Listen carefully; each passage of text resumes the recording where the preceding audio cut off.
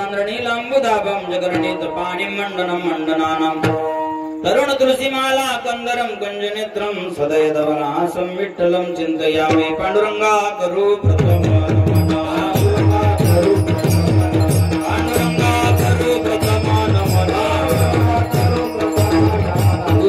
चरण संतांची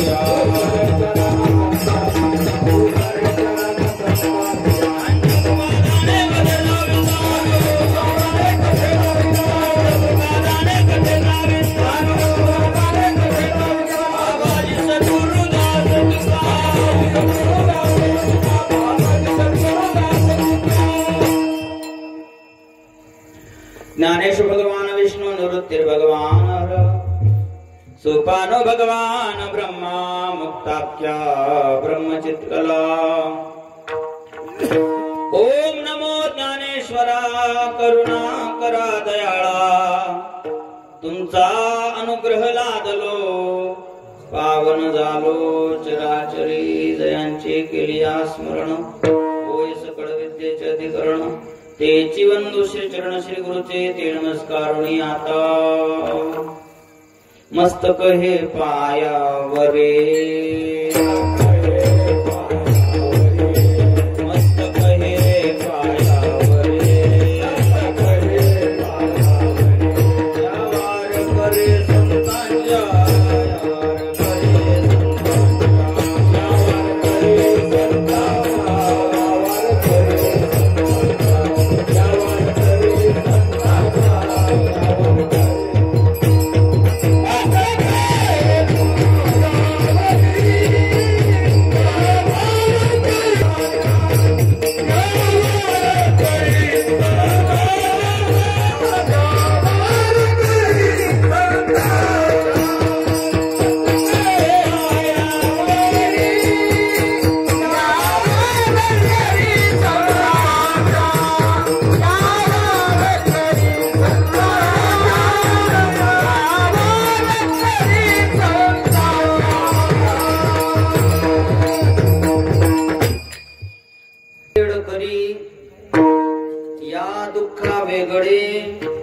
दुरितांचे जाळे उगवणी आठवीन पाया माझा नवस रात्री दिवस पांडुरंगा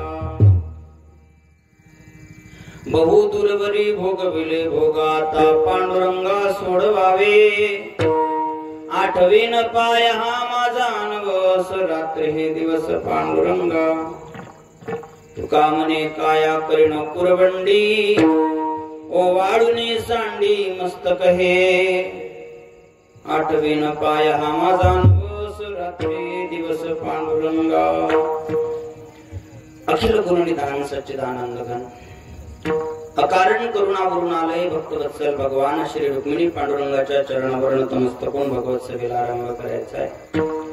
माऊली महावैष्णव ज्ञानेश्वर भगवान जगद्गुरु तुकाराम महाराज विश्ववंद्य शांती ब्रह्म पैठण निवासी एकनाथ महाराज चराचर व्याप्त समर्थ सद्गुरु गजानन महाराज समर्थ सद्गुरु मुंसाजी महाराज शंकर सिंह महाराज अर्जुन महाराज आदिशक्ती मुक्ताबाई आणि अखिल विश्वातील अखिल साधू संतांच्या चरणावर नतमस्तकून भगवत सेवेला आरंभ करायचा। प्रस्तुत प्राप्त प्रसंगी संत पदस्पर्शाने ग्रंथ पावन विचाराने परम पवित्र तीर्थक्षेत्र बनलेल्या आपल्या वसारी गावामध्ये परम पुण्याने अखंड हरिनाम सप्ताह तथा श्री गजानन विजय ग्रंथाचे पारायण आणि त्या अनुषंगाने सप्ताहातला आजचा 7वा दिवस आणि 7व्या दिवसाची ही कीर्तनाची सेवा। बहुतेक आपल्या वारकरी लोकांमध्ये जे फड आहेत त्या फडांच्या नियमामध्ये एक नियम आहे किंवा सप्ताहामध्ये 7वा दिवस म्हटलं की मागणीचं कीर्तन जागराचं कीर्तन म्हणतात त्याला। तर असा काही लिखित नियम नाही पण अलिखित चालत आलेला नियम आहे आणि बरेच लोक त्या नियमाचं पालन करतात। करायचं दुसरा घेतला तर काही अडचण नाही पण ही काळकरी मंडळी म्हणते की साधूबाला समजत नाही वाटते काही म्हणून मग मागणी प्रकरणातला अभंग घ्यावा म्हणून या अभंगामध्ये जगद्गुरु तुकाराम महाराज देवाच्या जवळ प्रार्थना करत आहेत आणि नवस सूत्र करत आहेत।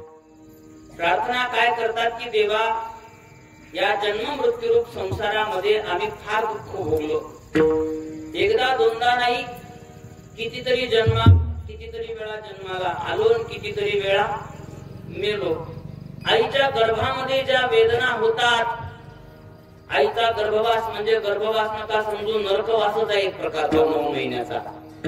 ते दुःख आम्ही भोगलं. तर देवा एकदा आम्हाला या दुःखातून जर काढलं ना, तर मी नवस करतो तुम्हाला की तुमच्या चरणाचं स्मरण करेन.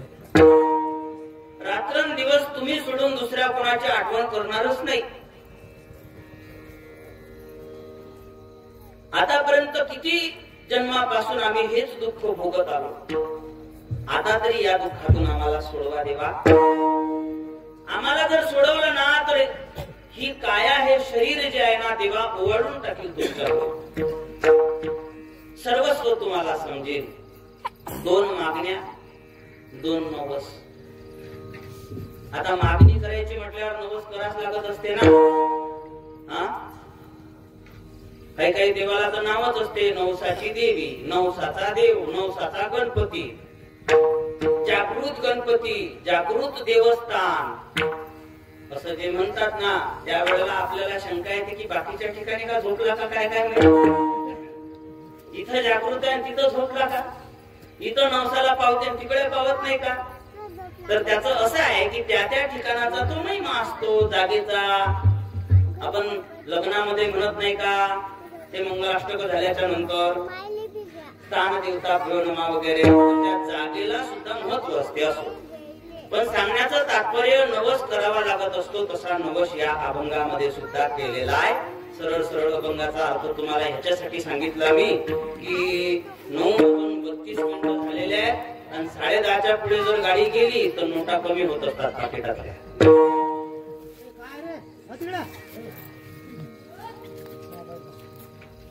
झालं का? आपल्या गावच्या का बाहेर गावच्या?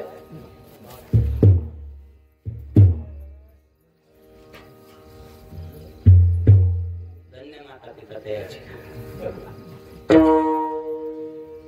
असं असते पा, माय बापाला शिव्या खायला लागतात आणि माय बापाला धन्यता असते. लेकराचा काही त्याच्यात गुन्हा नसते. जसे माय बापाचे संस्कार असतात तसंच असते. एक पोरगो या भानगडीत पडू नये बरं.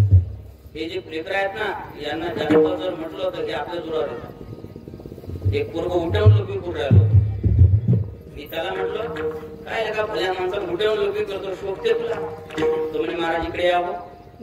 मी म्हटलं हाच म्हटलं रे काका, काय करते काय माहिती. त्याच्याजवळ गेलो. घरात चला, कोंडून मारते वाटते. आता घरात गेलो. म्हणे महाराज गच्चीवर चला, स्लॅबवर चला. स्लॅबवर गेलो. त्यांना त्याचा बाप दाखवला. त्याचा बाप रिंगण टाकून लोभी करून राहिला होता. वडील जे जे करी ती दयानाम. म्हणून याच्या धन्यता मायबापाला असते, शिवाय मायबापच खात असतात.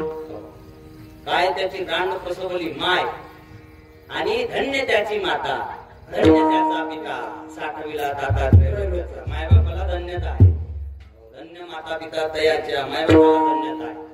असं तुम्हाला सांगतो, या लेकरांवर संस्कार इथंच टाकता येतात. थोडीशी किरकिर केली तर करू देत जा, पण इकडे येऊ देत जा. थोडा विक्षेप आला तर चालते. कीर्तनकार लोकांना थोडं खराब वाटेल, पण वाटू द्या वाटलं तर, पण ती इकडे येऊ देत जा. मस्ती करता करता 2-4 शब्द जे कानावर पडतील ना, त्यानंच त्यांचं कल्याण होणार आहे. आम्ही पण लहान होतो, कथेत बसत होतो. आमचे गुरुबाबा कथा करायचे आणि आम्ही दिवसभर फक्त एकच काम करायचो की बाबा दिवसभरात गोपाल कृष्ण भगवान की जे किती वेळा म्हणतात मोजून ठेवा. तेवढंच काम कर. बाकीचं काही समजतच नव्हतं.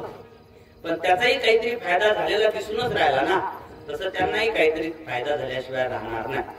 असो, तर 9:30 वाजलेले आहेत.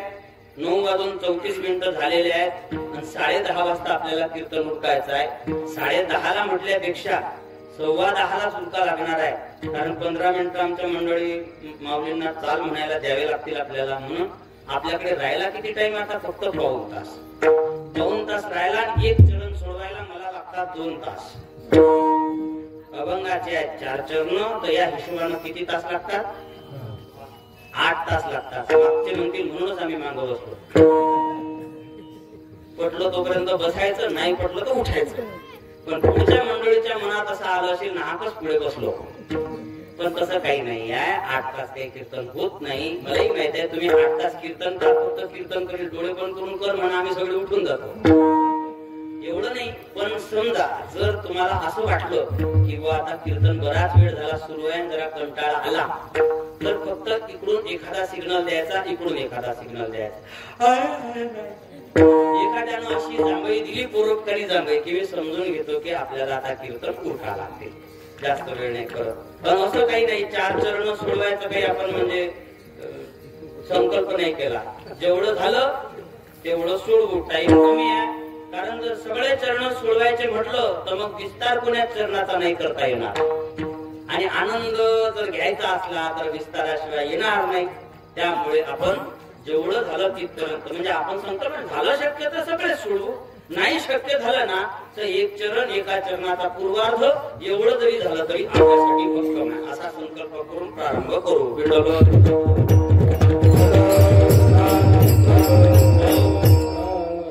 संसार दुःखाचं वर्णन सर्व संतांनी, सर्व शास्त्रांनी केलेलं आहे, आपल्याला सुद्धा त्याची अनुभूती आहे.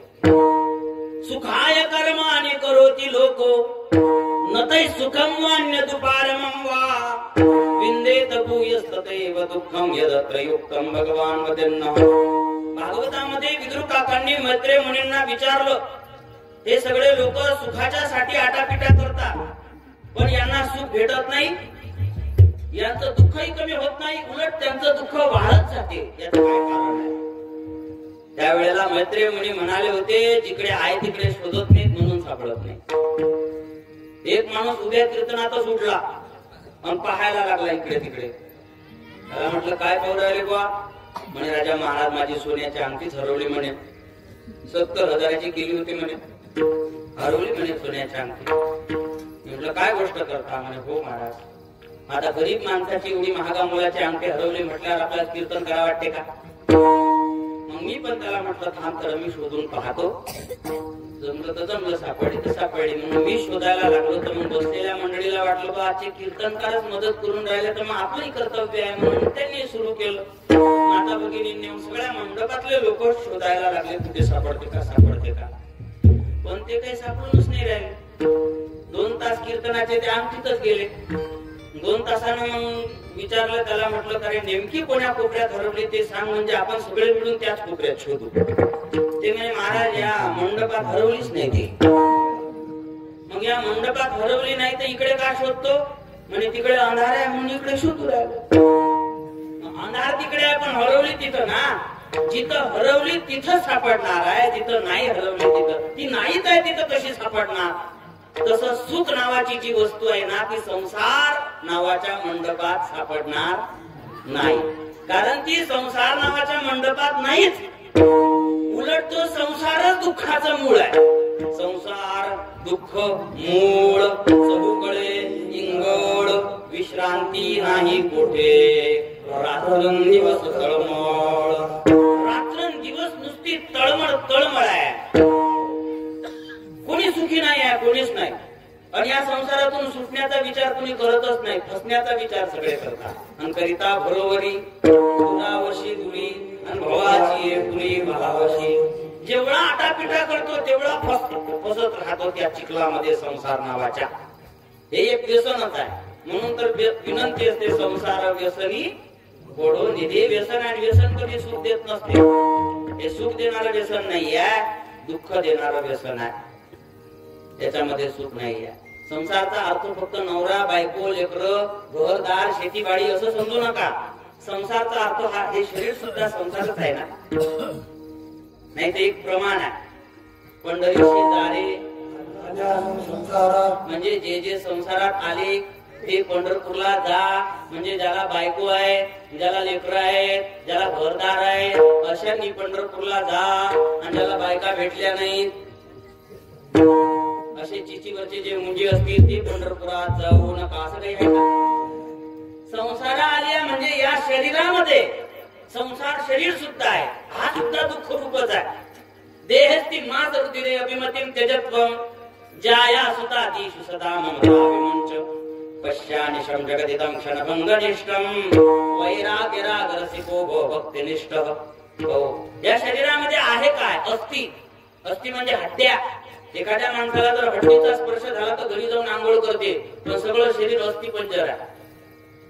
मांस आणि रक्त याचा समूह आहे, याचा पिंड आहे. क्षिती जल पावक गगन समीरा पंचरचित यदम शरीरा. हे या 5 तत्वापासून बनलेलं शरीर आहे आणि हे सुद्धा दुःख रूपच आहे. तसं शरीर रोगाचे भांडार, शरीर दुर्गंधीचे कोठार. काय पुढे नाही, अपवित्र शरीरा आहे ना पुढे. शरीर रोगाचे भांडार, शरीर दुःखाचे कोठार, शरीर दुर्गंधीचे धार. नाही अपवित्र शरीर आहे, पण एक दुसरं या शरीर उत्तम चांगले, शरीर सुखाचे भोसले.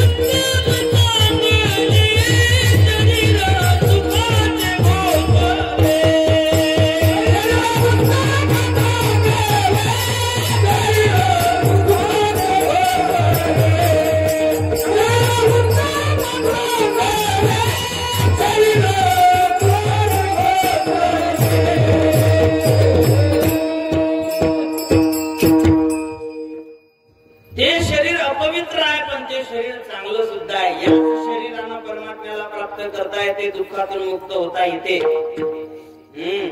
कौमारम आचरित प्राज्ञो धर्मान भागवतानि दुर्लभम मानुषम जन्म तदप्य द्रोमर्तदम. हे शरीर जे आहे ना, हे कधी संपेल सांगता येत नाही. तसं बालपणापासून परमार्थ सुरू करावं, कारण कधी संपेल सांगता येत नाही ना. लहानपणीच सुरुवात केली पाहिजे. हे जे मस्ती करून राहिले ना पोरं, या वयात परमार्थ सुरू झाला पाहिजे, नाही तर म्हातारपणात ढोंगबाजीच जास्त होते. वजन कमी आणि भजनाचं नाटकच जास्त होते म्हातारपणामध्ये. लहानपणामध्ये बालपणामध्ये परमार्थाची सुरुवात झाली ना तर फार चांगलं. कौमारम आचरित प्राज्ञो धर्मान भागवतानि, कारण दुर्लभम मानुषम जन्म, हा मनुष्य देह दुर्लभ आहे. तदप्य द्रोमर्तदम, म्हणून बालपणी सुरुवात करा. हो, तसं तर बालपणी सुरुवात करा, पण नाही शक्य झालं बालपणी तर मग तरुणपणामध्ये सुरू करा. तरुणपणात नाही शक्य झालं तर म्हातारपणात. तसं माणसानं सकाळी ब्राह्म्य मुहूर्तावर उठायला पाहिजे. किती वाजता? सकाळी 4 वाजता. 3:30-4 वाजता उठलं पाहिजे. 3:30-4 वाजतापासून आपली दिनचर्या सुरू झाली पाहिजे. ब्राह्म्य मुहूर्ते बुद्धे स्वास्थ्य रक्षार्थम आयुष्य तत्र सर्वागष्णात्यर्थम स्मरेच्च मधुसूदनम. ब्राह्म्य मुहूर्त म्हणजे सत्ययुगच असते. ब्राह्म्य मुहूर्तावर उठावं आणि भगवंताचं स्मरण करावं. चांगलं भजन करता येते सकाळी. सकाळी सगळ्या गोष्टी चांगल्या होतात. सकाळी जर आपण म्हटलं की अभ्यास करतो तर अभ्यास सुद्धा स्मरणात राहते. म्हणून ही जी मंडळी तुम्हाला चांगले पक्व वाजवताना दिसत आहेत ना, हे काही एका दिवशी नाही झालं. त्यांनी तपश्चर्या केली. सकाळी उठले, इंद्रायणीच्या काठावर बळवत बसले. थंडीमध्ये हात फुटत होते, बोट फुटत होते, रक्त लागत होतं शाईच्या पानाला आणि शाई जात होती रक्तानं. एवढे ते तपश्चर्या करतात. त्यावेळेला मग आज आपल्याला त्यांचा पक्वास गोड लागतो.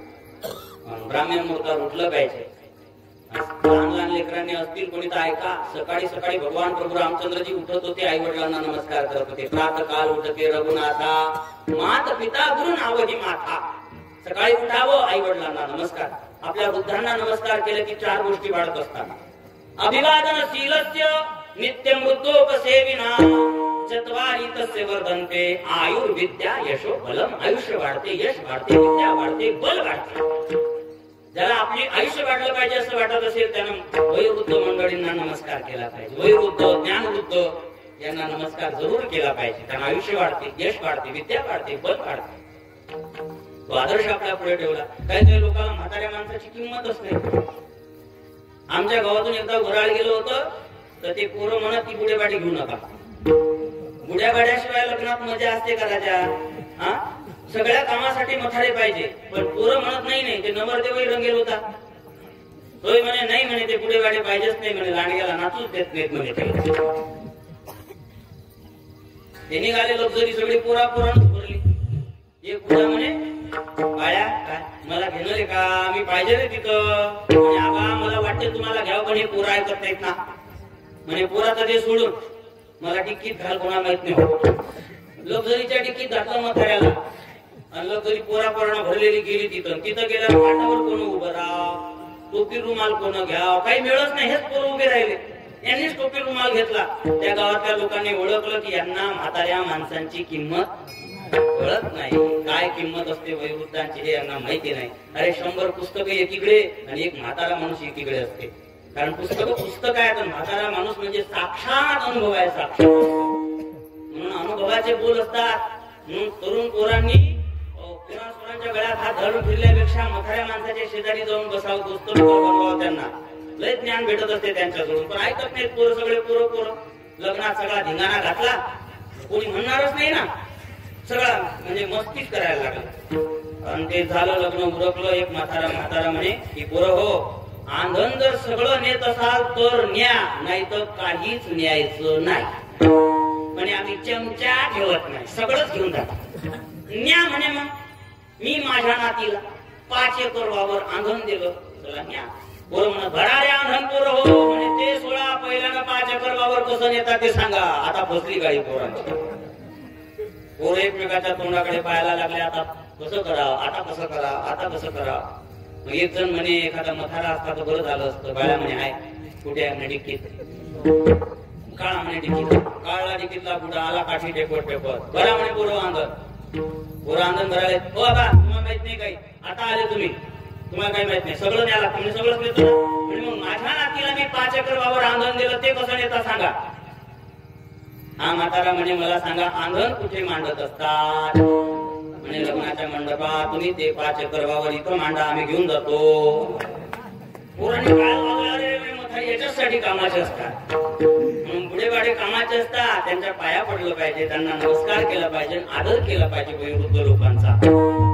कधी कधी त्यांचं डोकं काम नसते करत वयामानानं, कधी शिव्या देतात. त्यांच्या शिव्या सुद्धा आशीर्वाद आहे असं समजा.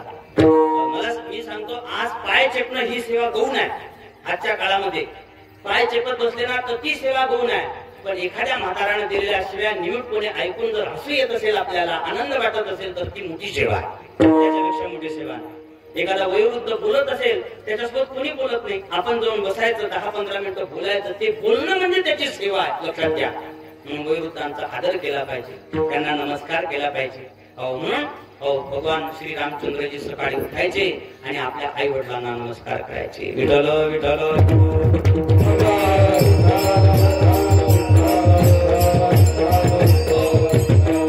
वृद्ध मंडळी ही अनुभवाच्या बोलातून आपल्याला शिकवणारी असते. आणि जसे वयोवृद्ध तसेच ज्ञानवृद्ध सुद्धा. आता एक आहे की वयोवृद्धांमध्ये सुद्धा प्रकार असतात. जसं आता 5 वर्षाचा नातू आहे, 80 वर्षाचा आजा आहे. 5 वर्षाचा नातू बसलेला आहे भागवत ऐकायला, कीर्तन ऐकायला, आणि 80 वर्षाचा आजा बसला आहे पत्ता फुटायला. आता मला सांगा पाया कोणाच्या पडा. म्हणून वयोवृद्धापेक्षा ज्ञानवृद्ध हा श्रेष्ठ असतो. विठ्ठल विठ्ठल. सांगत होतो देहस्ती मास हृदय अभिमतीम तेजत्वम.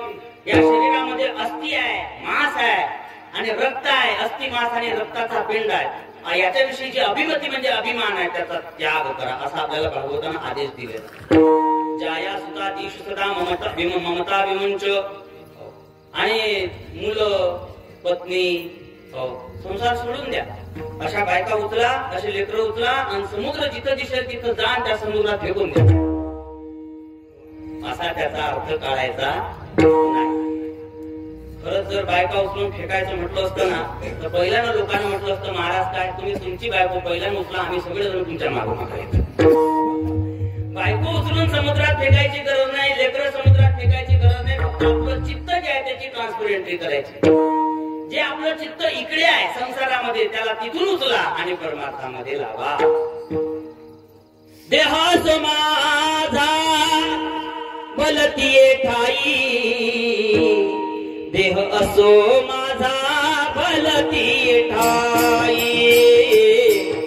देह असो माझा भलतीये ठाई, देह असो माझा भलतीये ठाई, देह असो माझा भलतीये ठाई, देह असो माझा भलतीये ठाई, देह असो माझा भलतीये ठाई.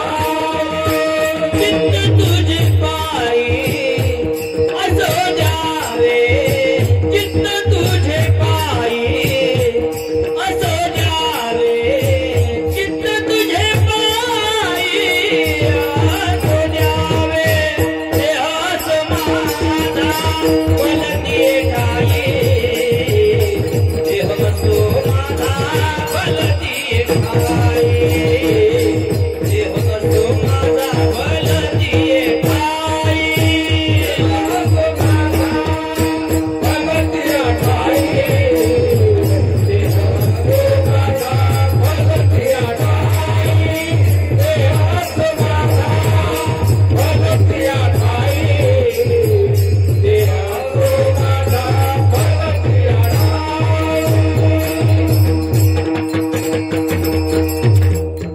देह असू द्या ना संसारामध्ये त्याची अडचण नाहीये. चित्त तुझे पायी असू द्यावे. नाव पाण्यात असल्यावर काय अडचण असते? नाव पाण्यात नाही राहणार तर कुठे राहणार आहे? नाव असू द्या पाण्यात, फक्त त्या नावेत पाणी नाही घुसलं पाहिजे याचा विचार करा. आपण असलो संसारात अडचण नाही, आपल्यात संसार नाही घुसला की झालं. देह संसारामध्ये गोपिकांचा आणि चित्त हरीच्या चरणाच्या जवळ. आपल्याला प्रश्न आहे की मी कीर्तनाला कशी जाऊन, कीर्तनाला कसा जाऊन? त्यांचा प्रश्न होता आता कैशी जाऊ घराला. संसारामध्ये राहत होत्या आणि देवाचं चिंतन करत होत्या. कसं करत होत्या?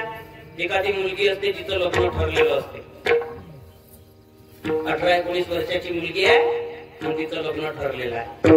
2 महिन्याभरानं तिचं लग्न तारीख काढलेली आहे आणि त्या मुलीच्या पायानं 5 किलो गोळे तेलाचा डबा सांडला.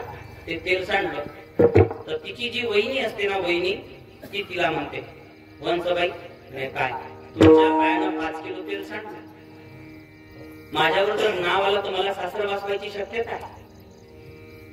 तुमच्या आई जर आल्या आणि त्यांना जर दिसलं, त्यांना जर हे माहित नसलं तर त्या मलाच बोलतील, हे मला माहित नाही. मी तुमचा भाऊ घरी आल्याच्या नंतर तुमच्या भावाला सांगून देते की 5 किलो तेल तुमच्या पायानं सांडलं. ती काय म्हणते माहित आहे का?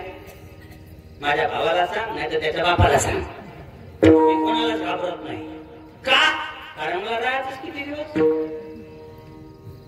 तिला माहिती आहे की हे घर आपलं नाही. जे आपलं घर आहे त्या घराचं चिंतन करते. तसं आपणही या घरात राहायचं संसार नावाच्या, पण चिंतन मात्र या घराचं नाही करायचं. या घरात राहून चिंतन तिकडचं करायचं. सुनेच्या पायानं हातानं कप कशी फुटली तर फुटू द्या, घर पेटलं तर पेटू द्या. आपल्याला घेणं देणं नाही, कारण आपलं घर हे नाही. आपलं घर कोणतं आहे? तू काय नगरी को सौदागर, तुझे अपने वतन को जाना है. तू काया नगरी को सौदागर, तुझे अपने वतन को जाना है.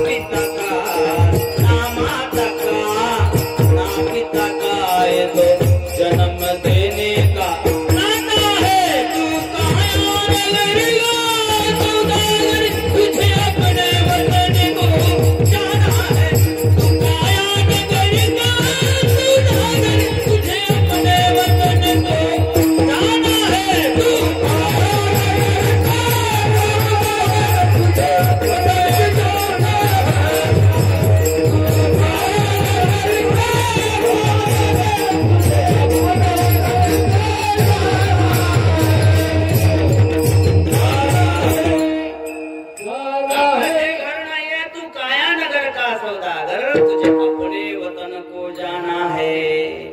इकडे जर शोधत बसलो ना तर सुख सापडणार नाही. नाहीच आहे तर काय सापडणार आहे. जिथं आहे तिथं शोधत नाही. एक माणूस सरोवराच्या काठावर पाण्याचा शोध घेतो. पाणी कुठे आहे? पाणी कुठे आहे? पाणी सरोवरातच आहे. आणि हा शोध कुठे घेत आहे? त्या सरोवराच्या काठावर शोध घेत आहे.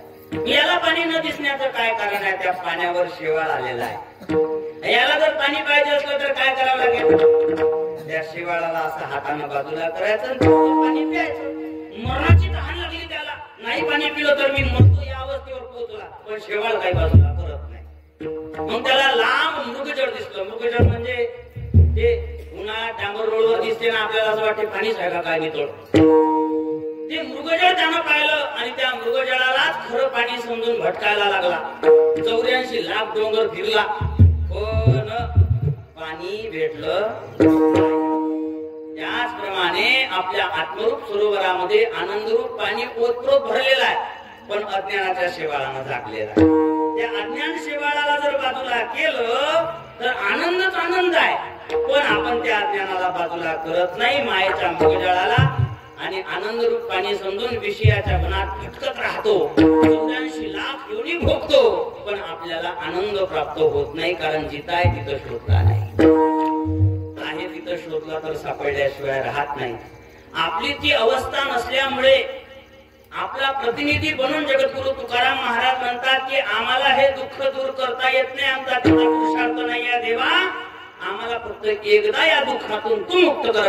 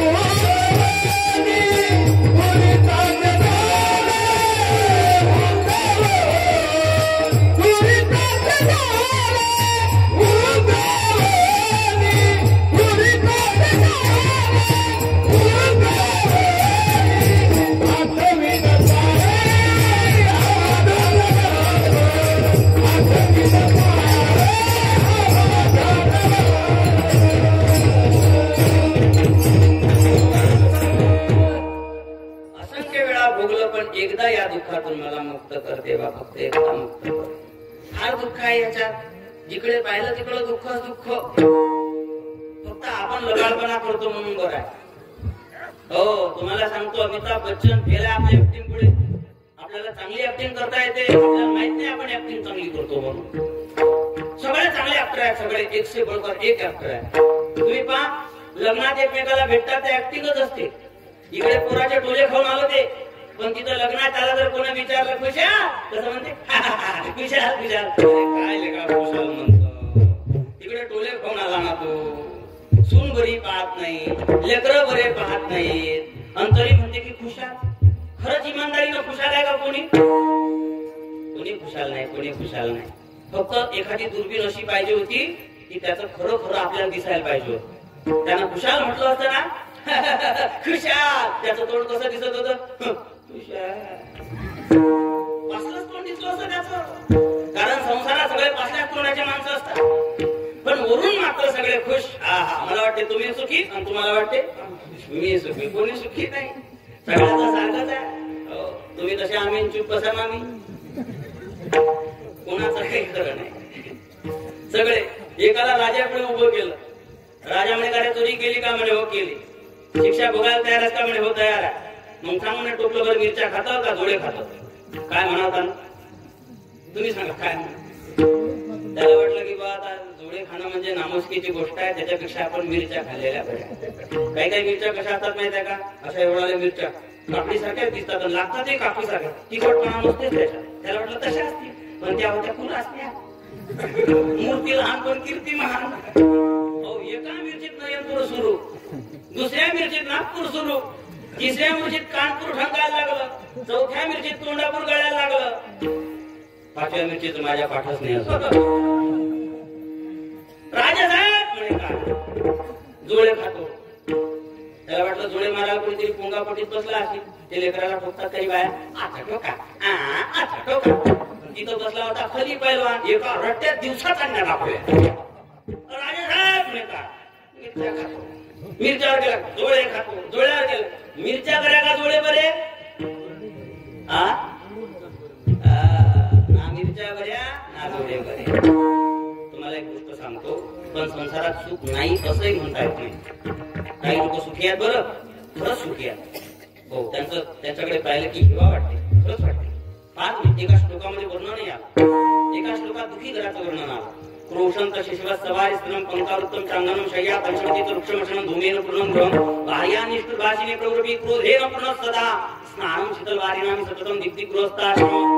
क्रोशंत शिशव, ज्या घरातले लेकरं नेहमी टेबलतच असतात मायच्या मागं, असं जर मायच्या मागे त्या कोंबडीच्या पिलासाठी लेकरं, ते घर सुखी आहे का? त्या घरात सुख आहे का?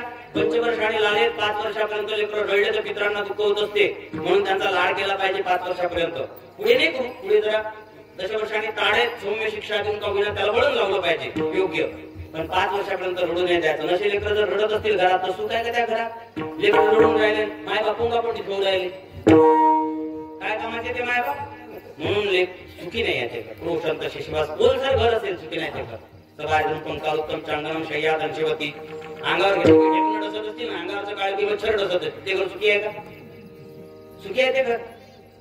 धूमेन पूर्णं गृहं, सगळ्या घरात दुपटच दुपट. काही काही लोकांना मोठी सवय ताप करायची लोकांच्या दारात. लोकांच्या घरात ताप करायचं आणि पण्या जाळायच्या, त्याच्या घरात सगळं प्रदूषण करून टाकायचं, त्याच्या घरात दुपट आपल्या घरात दुपट. ते घर सुखी आहे का? धूमेन पूर्णं गृहं भारी अनिष्ठुर भाषिणी. बायको कशी आहे? बायको निष्ठुर भाषिणी. आम्हाला अनुभव येत नाही काही. तुम्हाला एका गावात आम्ही कार्यक्रमाला गेलो, आम्ही कथेवरच गेलो की आम्ही कोणाच्या घरी काही जात नसतो. 7 दिवस एकाच ठिकाणी राहतो. एक माणूस पहिल्याच दिवशी आला निमंत्रण घेऊन, महाराज आमच्या घरी चहा घ्यायला चला. म्हटलं आम्ही चहा पाणी तर काही घेत नाही, पण तुमच्या घरी येईल शेवटच्या दिवशी, काल्याच्या दिवशी. म्हणजे नक्की? म्हणलं नक्की येत. त्या माणसाचं कर्तव्य काय? शेवटच्या दिवशी यायचं का नाही? आपल्याला माहित असते का गावात कोणाचं घर कोणतं आहे ते म्हणून आलाच नाही. मी म्हटलं नाही जा तर लोक म्हणतो बेकार, महाराज लोक घर पाहून जातात, तिथे जर दक्षिणा शिल्लक भेटते तिथंच जातात. त्यापेक्षा म्हटलं आपण जर गेलेलं बरं. एका पोराला घेतलं गावातल्या, म्हटलं गण्या काय चला चाल म्हटलं, तुला कांतारामचं घर माहित आहे का? हो माहित आहे, चाल बरं म्हटलं माझ्यासोबत. मग त्याच्यासोबत गेलो आणि ते त्या दिवशी काय सिलेंडर संपलं होतं काय काय माहिती, चूल फुकून राहिली होती, खातावली होती का काय. ते पोरग म्हणे हा मावशी हे महाराज आले तुमच्या घरी. म्हणे महाराज घाल चुल्या, काका काका गेले उल्या तर तुझा आल्या. त्याला म्हणतात भार्या निष्ठुर भाषिणी. बायको कशी आहे? निष्ठुर भाषिणी म्हणजे जोरानं बोलणारी. नवऱ्यानं म्हणा पाणी दे बरं पाणी, आता काय करवली ते का अशी बोलणारी जी असते ना त्याला निष्ठुर भाषिणी असं म्हणत असतात. कोणी दचकलं तर आपल्याला माहित नाही, घरी जाऊन कान फुकून घ्या. भार्या निष्ठुर भाषिणी, त्या घरात सुख नाही. भार्या निष्ठुर भाषिणी प्रभुरूपी क्रोधेन पूर्ण सदा. कधी पाहिलं तरी नवरा रागातच असते, लालच डोळे असतात त्याचे, ते घर सुखी आहे. भार्या निष्ठुर भाषिणी प्रभुरूपी क्रोधेन पूर्ण सदा स्नानं शीतलवारिणां सतत. त्या घरामध्ये बायको गरम पाणी करून देत नाही म्हणून नवरा नेहमी थंड्याच पाण्याने आंघोळ करत असेल. सुखी आहे का ते घर? स्नानं शीतलवारिणां सततं दिग्दिग्गृहस्थाश्रमं. त्या घराचा धिक्कार असं म्हटलेलं आहे. आणि दुसऱ्या एका घराचं वर्णन आलं पहा. सानंद सदनं सुताशी सुजीव कांता मृदुभाषिणी संगीत्रम सदनं सोयचितीर्थी चाज्ञापरासेवका आतिथ्यं शिवपूजनं प्रतिदिनं मिष्टान्नपानं गृहे साधु संगम उपासते सततं धन्यो गृहस्थाश्रमः. घरात आनंदी आनंद आहे. सुखी आहे का दुखी आहे ते घर? पूर्ण आज्ञेचं पालन करणारे आहे. सुखी आहे का दुखी आहे ते घर? जाय रे बाबू आले बिडी पेटून आलीच फुकट फुकट त्यानं. सुखी आहे का दुखी आहे ते घर? सुताशी कांता मृदुभाषिणी बायको गोड बोलणारी आहे. बायको कशी आहे? ज्या घरची बाई गोड बोलणारी असते त्या घरी जिवंतपणी स्वर्ग आहे. जिवंतपणे एखाद्या माणसाला जर स्वर्ग पाहायचा असेल, ज्याची पत्नी गोड बोलते त्याच्या घरी जाऊन पहा, स्वर्ग दिसेल तुम्हाला. पोहे खा ना, तुमच्यासाठी पोहे केले ना, मी खाल्ले. सकारामच्या घरी गेलो होतो तर त्यानं केले तर मग खाल्ले. मग आता मी तुमच्यासाठी केले ते खात नाही का बरं तुम्ही? एवढे पोहे नाही का माझ्यासाठी खात? हा, अशी जर गोड बोलणारी बायको असेल तर कीर्तनाची वाटते का माणसाला? अशी जर ज्या घरात आनंद, चांगली बोलणारी गोड बोलणारी पत्नी असेल, आनंदी आनंद आहे. कांता मृत्सन मित्रम सज्जन मित्र असतील, आनंदी आनंद आहे. आदित्य करणाऱ्या सेवक आज्ञेचं पालन करणाऱ्या, आनंदाची गोष्ट आहे. ज्याच्या घरी रोज शिवपूजा आहे, आनंदाची गोष्ट आहे. शिवपूजन प्रतिदिन मिष्टान्न पानाम गृहे, रोज मिष्टान्नाचं भोजन ज्या घरामध्ये केलं जाते, हे काही आनंद. आपण विदर्भातले लोक खरंच खायच्या बाबतीत म्हटलं ना, एक विदर्भातलं खाणं, मराठवाड्यातलं गाणं आणि मग खानदेशातलं नाचणं याची बरोबरी दुसरं कोणी करू शकत. तिकडून गाणी येतात नाचायची खानदेश मधून, डेंगे डेंगे हा कमना बँड बाजार वाजतात ती लग्नात. ती मागे बघल्या आला होता फुगे घेऊन, तिकडून आला होता. तर असे नाचणं म्हटलं तर ते खानदेश मधलं, आणि खाणं म्हटलं तर मराठवाड्यामध्ये फार चांगले गाणारे भरपूर आहेत. तिथं चांगलं आहे, वातावरण कष्ट करतात बिचारे लोक. सूर्योदय सकाळचा याच्यातच पाहतात ते शेतात, आणि सूर्यास्त सुद्धा शेतातच पाहतात. एवढे कष्ट करतात आपल्या विदर्भामध्ये.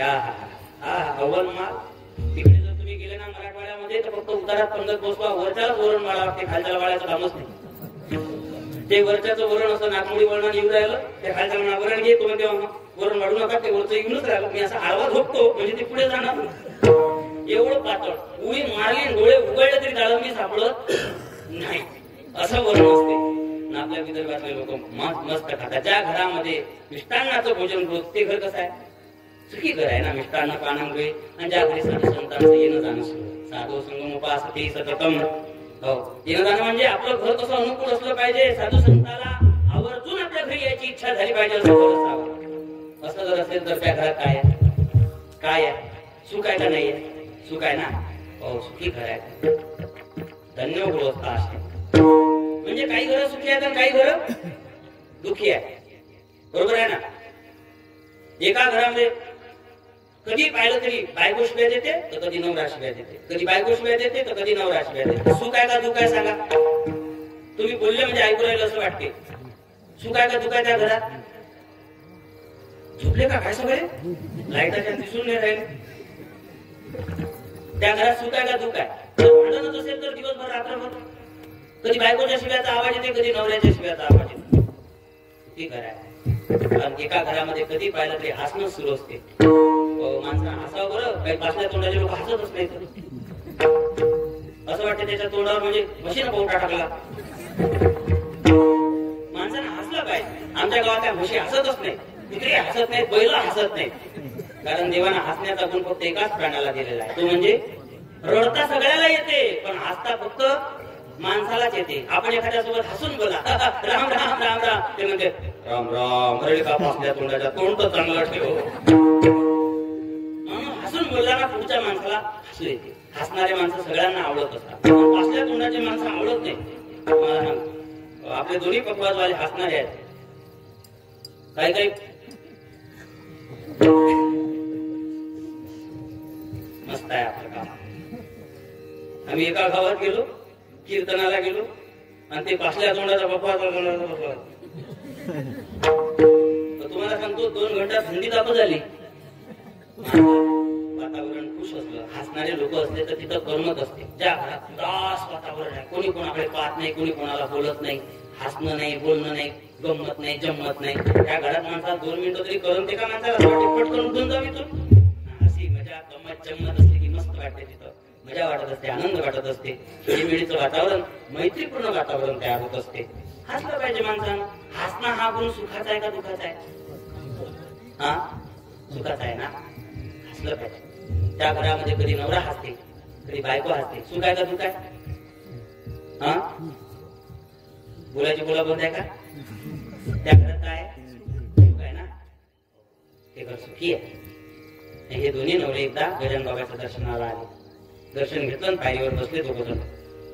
जो शिव्या देणारा नवरा होता ना, कधी त्याच्या घरी बायको शिव्या देते, कधी तो शिव्या देते. तो हसणाऱ्या नवऱ्याला म्हणे तुमचं बरं आहे राजा, कधी तुम्ही हसता, कधी तुमची बायको हसते, तुम्ही हसता, कधी तुमची बायको हसते, तुमचं बरं आहे.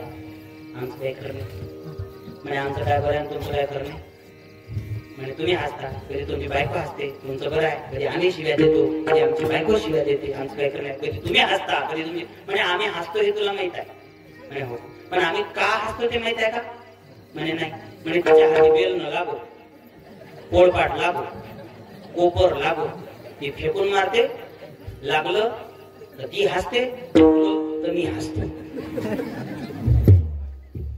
सांगण्याचं तात्पर्य संसारामध्ये ना इकडे सुख आहे ना, या संसार नगरी बाजार भरला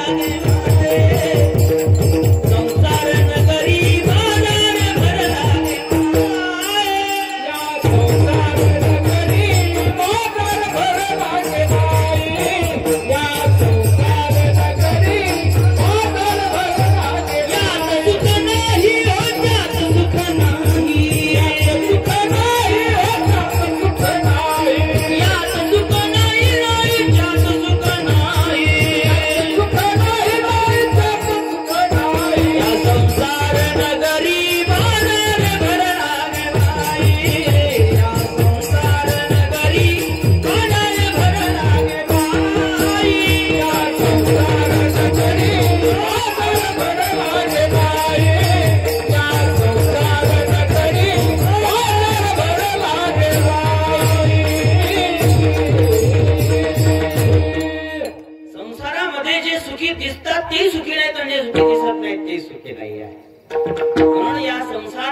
दुःखातून मला देवा एकदा सोडव.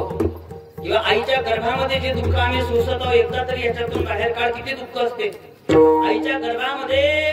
ज्याप्रमाणे आलू उकळतात ना पाण्यात, तसं उकळणं सुरू असते.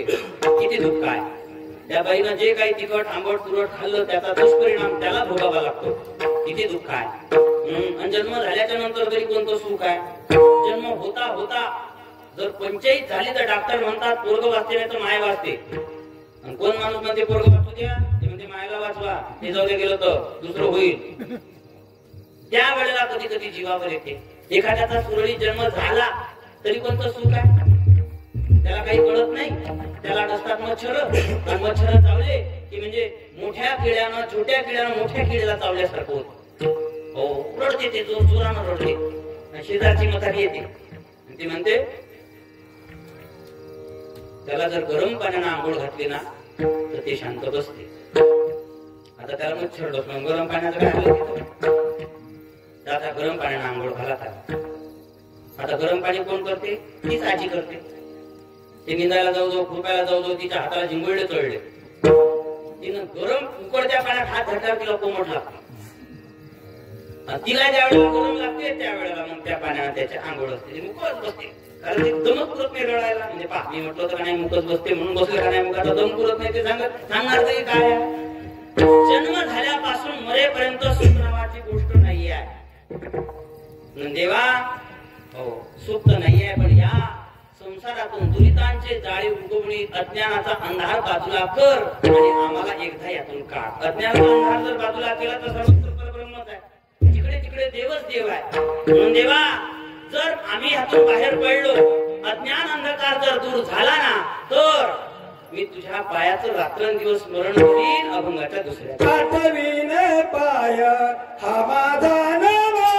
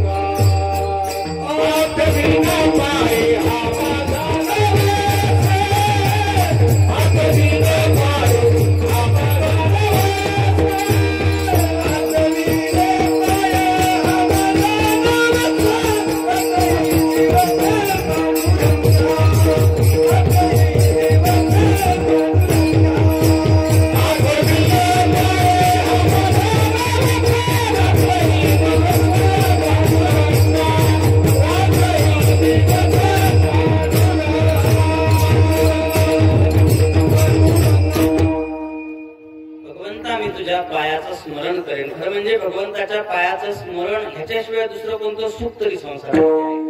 संसारालिया एक सुख आहे, आठवावे पाय विठोबाचे, मग होय सर्व संसार सुखाचा.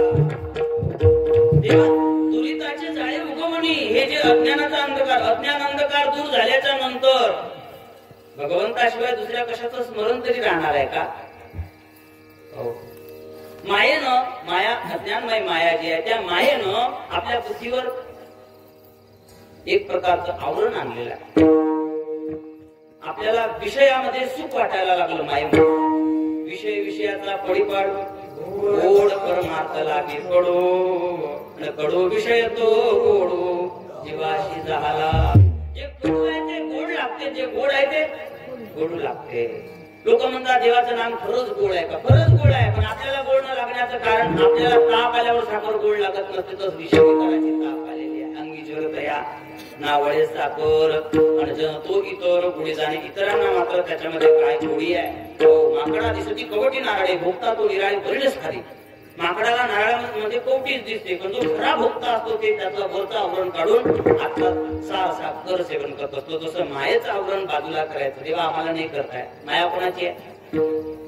देवाची. दैवीशा गुणमयी मम माया कृत्यया मामे मे प्रपद्यन्ते माया मेता अंतरंते.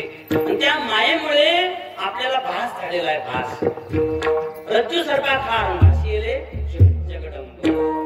दोरीवर सर्पाचा झालेला आभास आहे. एक दोरी पडलेली आहे, कंदुक कंदुक प्रकाश आहे, पण जास्त प्रकाश नाहीये. तर आपल्याला ते अशी आठवडे बेटोळे पडलेली दोरी चराट आपल्याला दिसते सर्पाच्या सारखं. 50 बाया जमा झाल्या तिथं. माय बाई पुढे साप आहे, माय बाई पुढे असा 50 बाया तिथं जमा झाल्या. एक बाई अटॅकची पेशंट होती, तिचा पाय त्या दोरीवर पडला, साप समजून ती बाईच मेली. मला सांगा मारली कोण? सापानं मारली का दोरीनं मारली? सापानं मारली नाही, दोरीनं मारली नाही, दोरीवर झालेल्या सर्पाच्या आभासानं मारली. तिचं दुःख, तिला जे दुःख प्राप्त झालं ते सापानं नाही दिलं, तर भासानं दिलं, आभासानं दिलं. तसं सत्य देव आहे आणि जगत आभास आहे. सत्यव्रतम सत्य परम सत्यम सत्यस्य योनिम नेतम च सत्ये सत्यस्य सत्यमृत सत्यनेत्रम सत्यात्मकं तां शरणं प्रपन्नाः. सत्य तू सत्य तू सत्य तू विठ्ठल सत्य तू सत्य तू सत्य तू विठ्ठला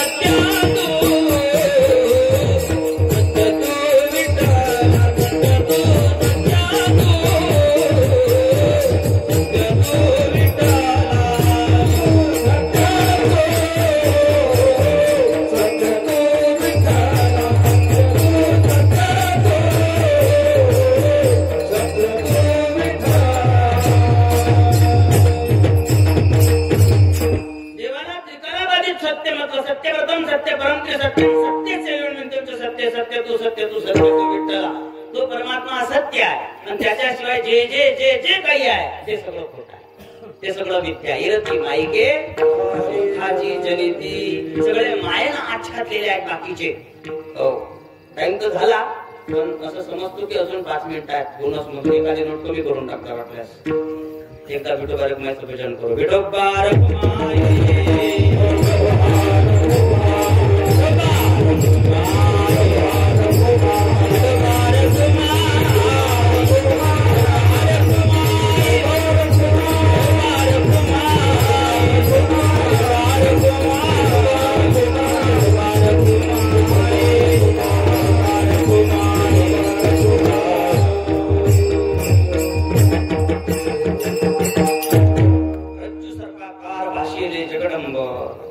एका गावामध्ये जत्रा होती आणि जत्रेमध्ये जत्रेमध्ये लाडी लप्पा वगैरे लेकराचे खेळणे येतच असतात.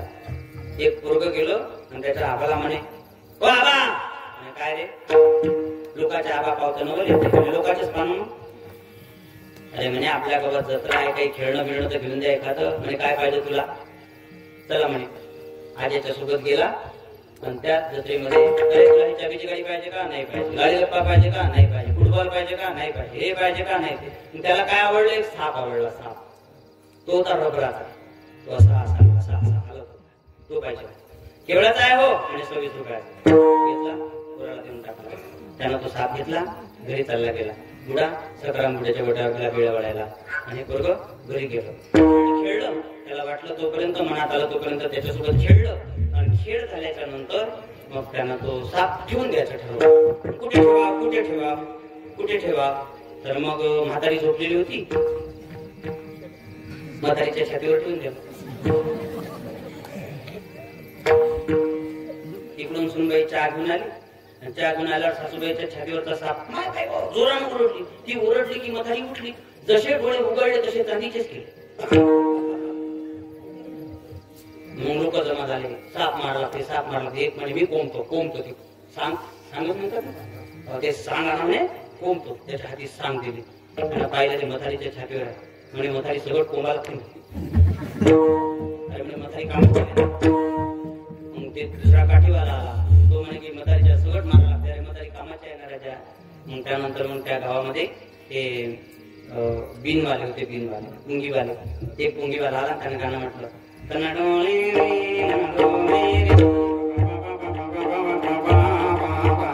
आता त्याचं ते गाणं सुरू, सापाचं सुरू. त्याच्या पुंगीतून पाणी पडलं, साप काय खाली उतरली नाही. दुसरा म्हणे काय एवढं जुनं गाणं त्याच्या पाठ आहे का म्हणे, नव्हतं ना, साप काय म्हणे तो. आणि तू 60-70 वर्षाच्या अगोदरचं गाणं म्हणून राहिला, त्याच्या पाठ असलेलं गाणं म्हणणं काय म्हणे इकडे पुंगी. मी म्हणतो, त्यानं ती पुंगी घेतली, त्यानं नवं गाणं म्हटलं, माहिती रे दुश्मन मेरा मैं नागंतो. त्याच्या पिंगीतून बेळके पडतो, साप काही खाली उतरेल. चाल म्हणे घरी, उतरत नाही म्हणे साप. तो घराकडे निघाला, सकाराम बुडा वट्यावर दिसला. त्या बुडा दिसला, आबा काय तुमच्या म्हातारीच्या छातीवर साप आहे. 26 रुपयावाला आहे. गेला म्हातारा घरी.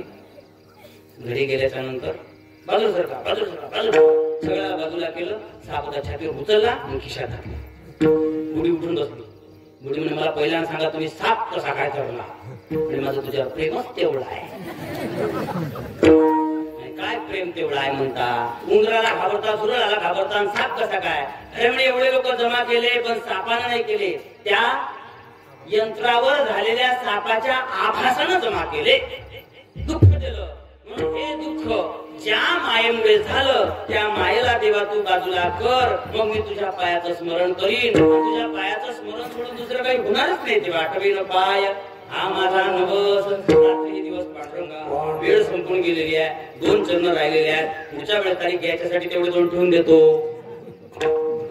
सगळं सोडलं की लोक कीर्तनाची लाईवच घेतले. मला तुमचं संप सगळं आता तरी आता थोडक्यामध्ये 2च मिनिटांमध्ये सांगून देतो. भोगदुर्वरी भोगविले भोगा, अनेक जन्म झाले आम्ही दुःख भोगत आहोत देवा. आणि आता पांडुरंगा सोडवावे, आता ह्याच्यामध्ये आम्हाला ठेवू नका. एकदा या संसार दुःखातून आम्हाला मुक्त करा देवा.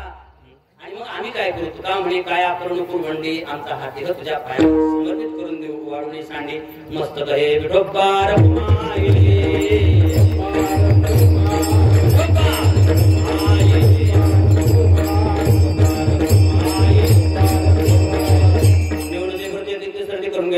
तो पायाच्या प्रसादी काही बोलिलो विनोदे मज क्षमा करणे संते नयंगोदीप्ती करविणे तशी कधी कटकट वाकडी का नीट देव जाणे. बोलता बोलता कधी कधी सलगी करावं लागतं.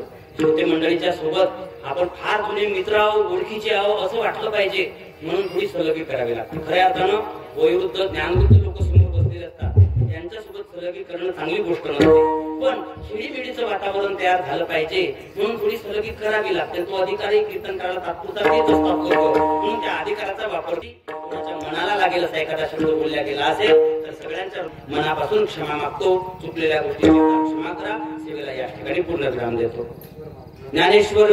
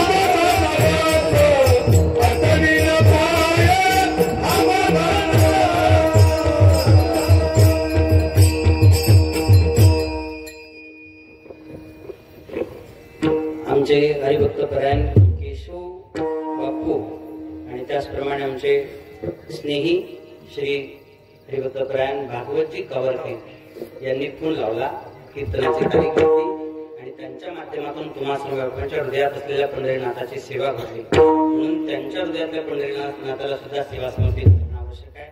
त्याचप्रमाणे आमचे साऊंड सिस्टीम वाले दादा महाराष्ट्रात पंजाब आणला तुम्ही आमचे पंजाब भाऊ जुने मित्र आहेत आमचे ते या ठिकाणी अचानक दिसले नाही तर ते एरवी फोन लावत असतात महाराज तुम्ही येऊ राहिले का कुठपर्यंत आले काय आले आज त्यांना सरप्राईज द्यायचं असेल कदाचित तर त्यांनी सुद्धा उत्तम प्रकारे साऊंड सिस्टीम दिली शेट्टी पुंगी वगैरे काही मारली नाही उत्तम प्रकारे सगळ्यांना ऐकायला येईल अशा पद्धतीची दिली त्याबद्दल त्यांच्या हृदयातल्या पंढरीनाथाला धन्यवाद देतो आणि सेवेला पूर्ण विराम जय विठ्ठल जय विठ्ठल